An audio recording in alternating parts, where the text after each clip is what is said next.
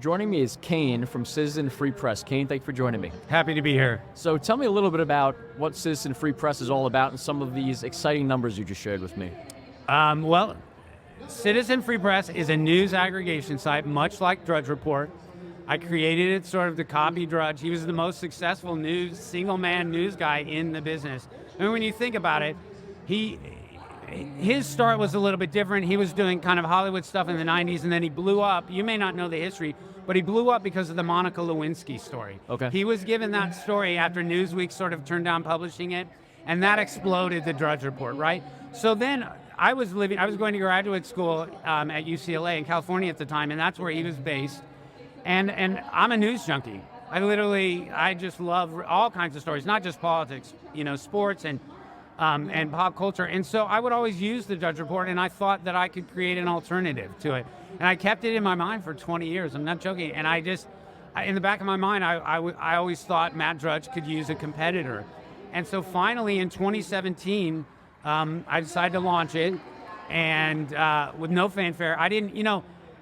It's interesting. After the success of CFP or Citizen Free Press, others have tried to create aggregation sites, and one of the things they'll do is they'll go to media first, right? They'll go and get Washington Examiner to write an article like, oh, a new Drudge Report alternative is coming to them, Yeah. And it helped. Like Dan Bongino did that, for example, with the Bongino Report.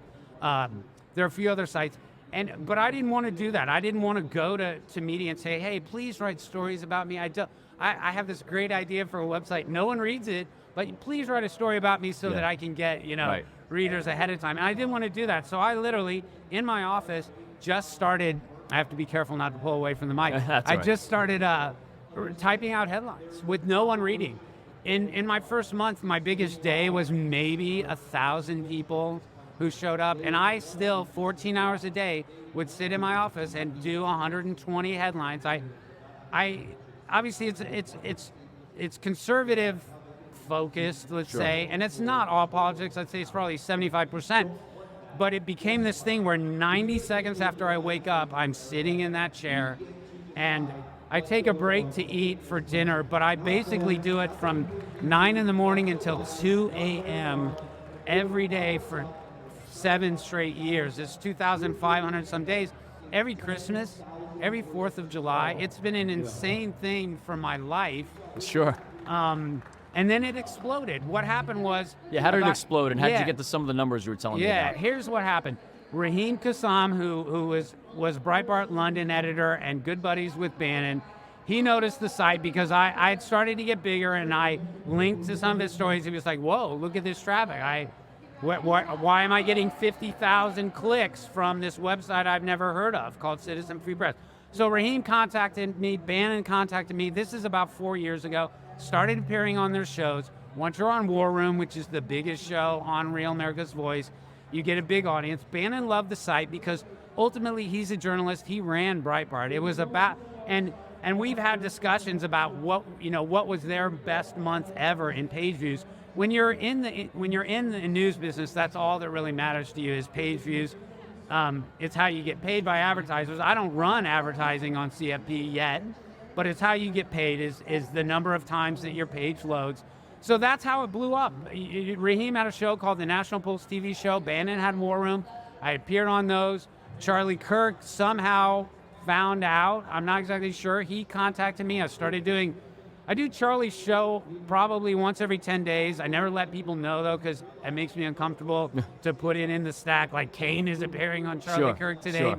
I just don't tell people. But the main way that it grew is just because of my insanity. And what I mean... 18 hours a day, no sleep, right. one meal. I mean, that's what it does. Like, if you know that you can load this site and all the new headlines are at the top, right? And then it loads in half a second. Right. There's no graphics.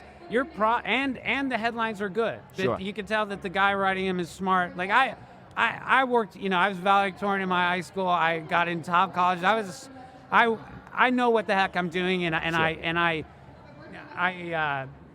put everything into the site, and people can sort of tell by the headline. One of the things I'll do is find stuff in buried paragraphs, like paragraph 16, and I'll put that in a headline. Sure. Like something I found, and then boom, check paragraph 16. Right. And so it just became this thing where people just it became a habit, and Charlie talks about how he loads it 20 times a day, which is, which is insane. So why I'm here is I've been getting peer pressure from these guys, from Van and Raheem, Natalie Winters at War Room, and Charlie and Andrew for about 3 years. Come to these conventions, and I can't because the site, it's me. There's no there's been no backup, and it's hard to sort of find someone who knows, knows everything that's going on and all the stories.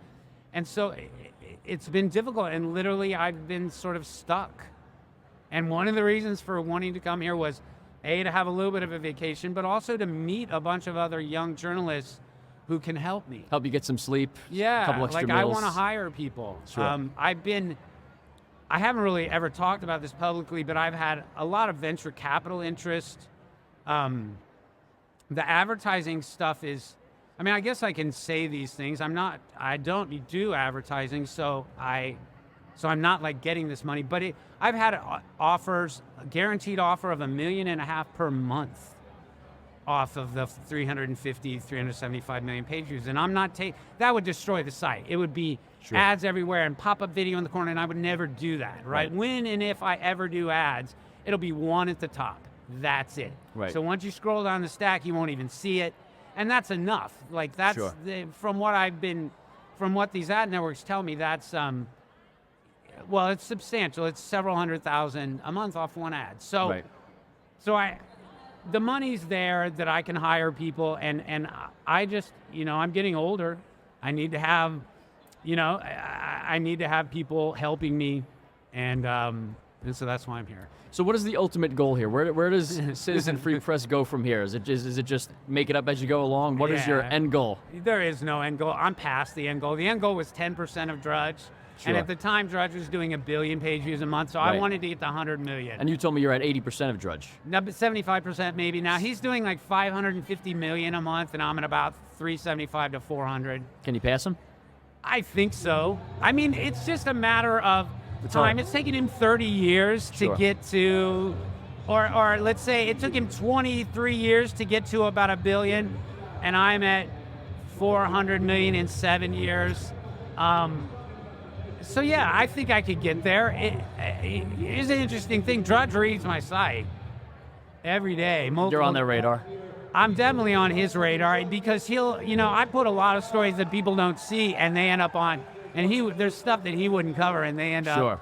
There's definitely a market for it. it. Yeah, I see him over on Drudge's site. It's a very, it's the same thing happened to Matt Drudge. This happened to me. Like, there are articles, he doesn't do interviews very much anymore, but I have this collection because I was obsessed with news aggregation. So I collected articles on Drudge for about 10 years. And one of the things a friend of his said is he had never seen him without his laptop in 25 years.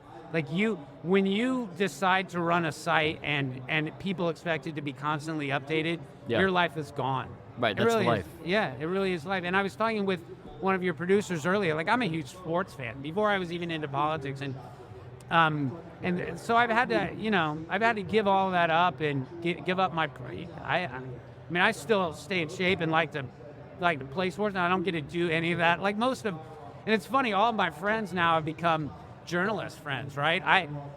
All my sort of golfing friends and life friends, I don't even get to really talk to. I don't have.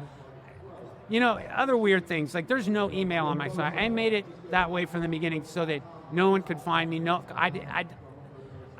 you put an email address and you're suddenly getting hundreds of things a day. Right. Submissions. So the only way people can find me is through Twitter, and I have open DM. So if you, I talked to your producer, if that's the way to sort of send me links, and I'm going to be posting some of the links from us here. Yeah. Great. Yeah. Well, thank you for joining us today. It's a great story.